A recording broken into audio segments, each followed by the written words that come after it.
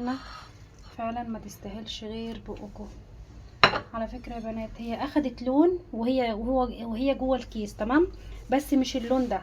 انا بقى جبت شويه صلصه صغيره، حطيت عليهم حته صغيره من الثوم على معلقتين زيت على شويه فلفل اسود، وقلبتهم في بعض ودهنت بقيه الفرخه يعني عشان تتحمر باللون ده. لكن هي اتحمرت بس مش اخدت لون جامد تمام، عشان يبقى مع بعض واضحين.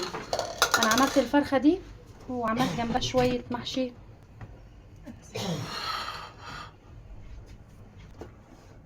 اهو يا بنات عملت شويه محشي، هجيب دلوقتي محشي كروم ما يستاهلش غير بقكم. بسم الله الرحمن الرحيم.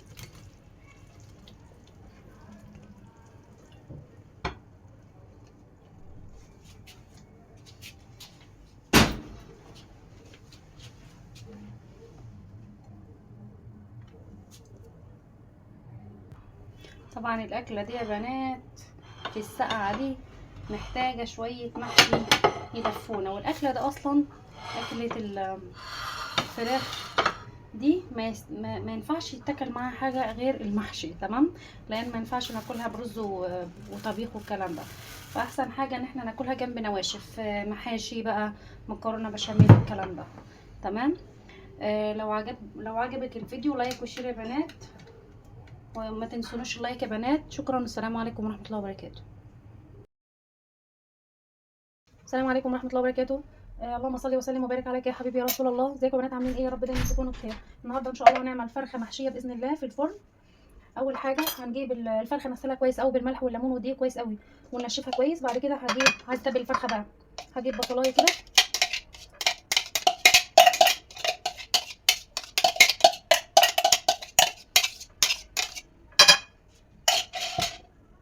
احط عليها حبهان، رشه حبهان تمام. احط عليها فلفل اسود تمام يا بنات، واحط الملح.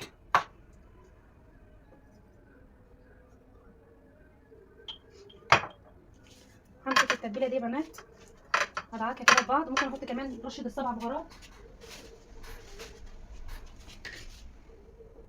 وهي بنات احط رشه من السبع بهارات اهو، وارجع تاني ادعكها كده كويس قوي لما احس يا بنات ان هي نزلت الميه بتاعتها تمام.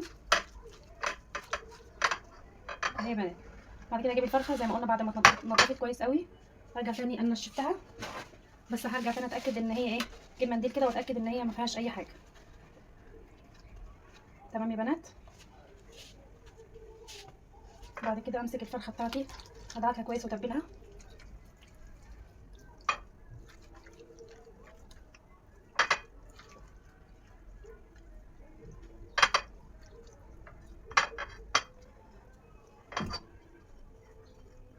كده يا بنات عملناها مساج.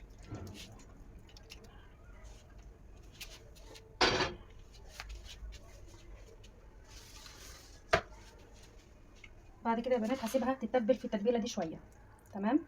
اهي احطها كده مع نفسها اهي، هسيبها عامه تتبل شويه كده قبل ما احشيها تمام. احطها كده اركنها على جنب. دلوقتي يا بنات هجيب كبد وقوانص وبرده اغسلهم كويس قوي وانضفهم واقطعهم كده. وبعد طبعا بعد ما غسلناه ونقعناه في الملح وكده ونضفناه بالليمون والكلام ده، هجيب تاني ليمون اهو تاني، اديها عصره ليمونه كده، لان الكبد والقوانص بتاعت الفراخ يا بنات بتبقى زفره جدا. فلازم اول حاجه انضفها كويس قوي، وبعد كده بديلها بعد ما انضفها واغسلها كويس قوي بديلها برده عصره من الليمون اهو.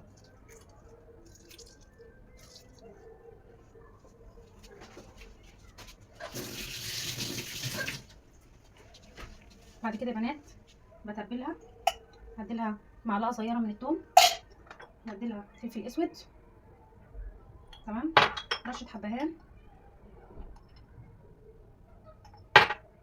وملح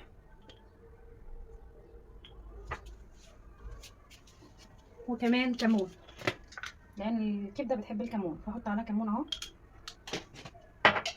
هقلب الخليط ده يا بنات. دي تتبيله ممكن نسيب فيها الكبده كمان شويه. الثوم كان محتفظه عندي في الثلاجه فايه متلج، بعمله كده علشان افك التلج اللي فيه. اهي يا بنات بقت ريحتها جميله جدا ما شاء الله اللهم بارك. هناخدها دلوقتي حالا ونروح على البوتاجاز اهي. دلوقتي يا بنات هننزل زيت، معلقه زيت كده،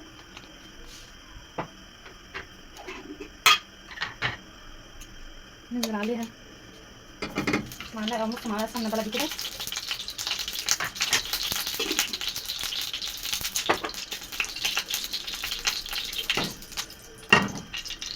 بعد كده يا بنات هنجيب الخليط الجميل ده وننزل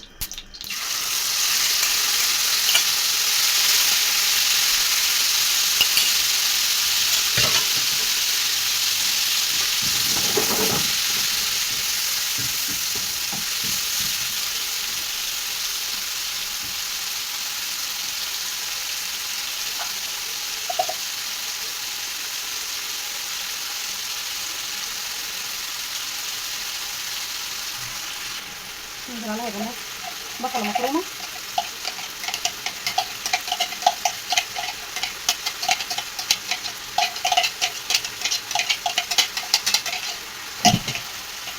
تقريبا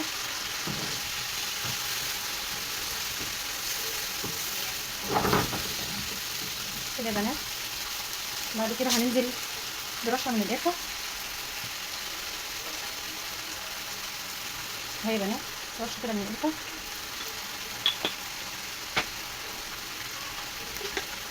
ورشه من السبع بهارات علشان يدونا اللون الجميل يا بنات البني ده. تمام نقلب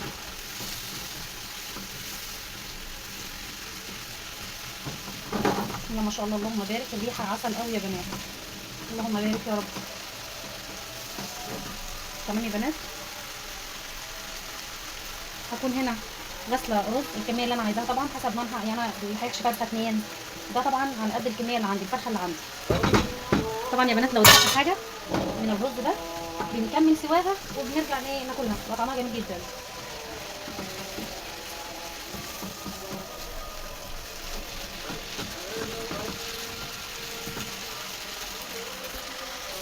اهو يا بنات نقلب فيها خلاص كده. بعد كده لما احط الميه نص سوا يا بنات، عايزه الرز يستوي نص سوا مش السوا الكامل بس كده.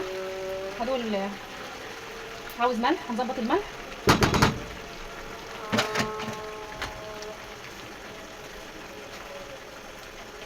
اهو يا بنات. هظبط الملح بتاعه بسم الله خلاص كده تقليبه واغطي عليه يستوي نص سوا يعني غطا صغير.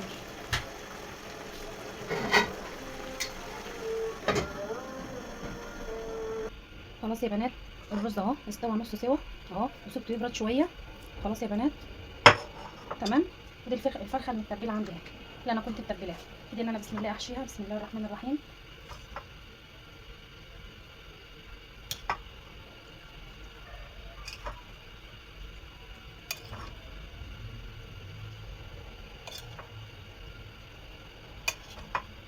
كلها بسم الله ما شاء الله اللهم بارك كده يا بنات جميله جدا. بص انا هحط هنا بس مش كتير علشان ما تفرقعش مننا. تمام يا بنات اهو هنا شويه وهنا شويه.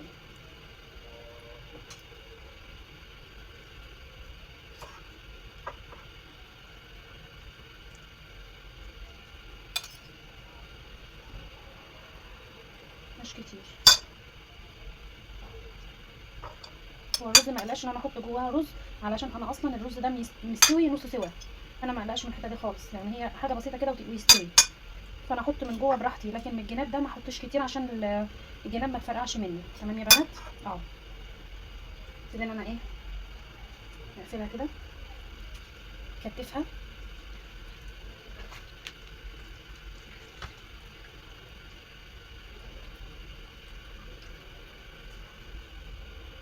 بصوا يا بنات. لا اما اجيب ورق الومنيوم امسك رجلها كده لا اما بتاع ده فتله خيط يعني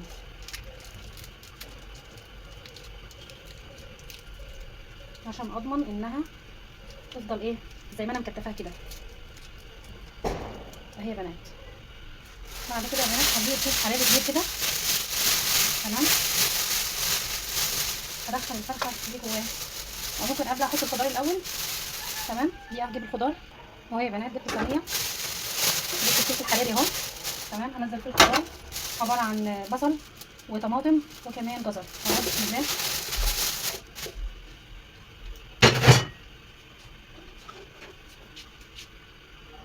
هنزل يا بنات كمان كام ورقه لورا كده. بسم الله اهو. تمام، وكمان هنزل بالملح بتاعي. بسم الله الرحمن الرحيم. كمان بالفلفل الاسود، رشه فلفل اسود بس كده تمام قوي. وبعد كده هجيب الفرخه الجميله بتاعتي دي احطها في الكيس. بسم الله كده يا بنات.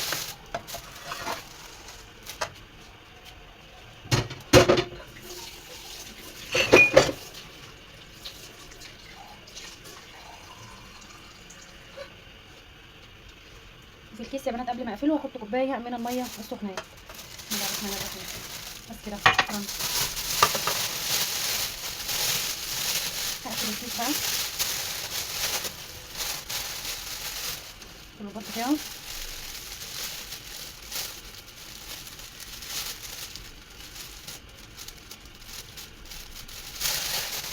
ما انساش ان انا اخرم الكيس.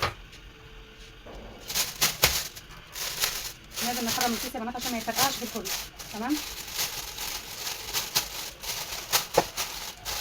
خلاص كده خرم كده كده فرن اهو.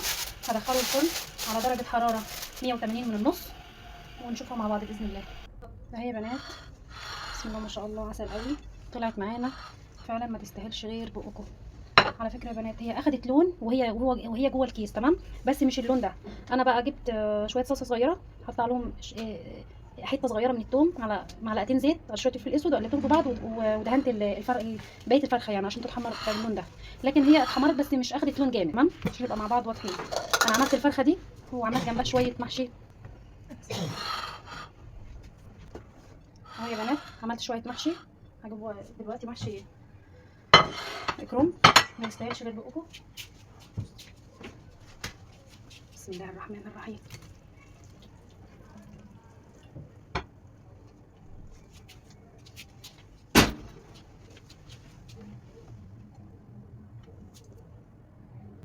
طبعا الاكله دي يا بنات في السقعه دي محتاجه شويه محشي يدفونا. والاكله ده اصلا اكله الفراخ دي ما ينفعش يتاكل معاها حاجه غير المحشي. تمام، لان ما ينفعش ناكلها برز وطبيخ والكلام ده.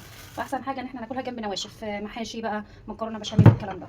تمام، لو عجبك الفيديو لايك وشير يا بنات، وما تنسونوش لايك يا بنات. شكرا والسلام عليكم ورحمه الله وبركاته.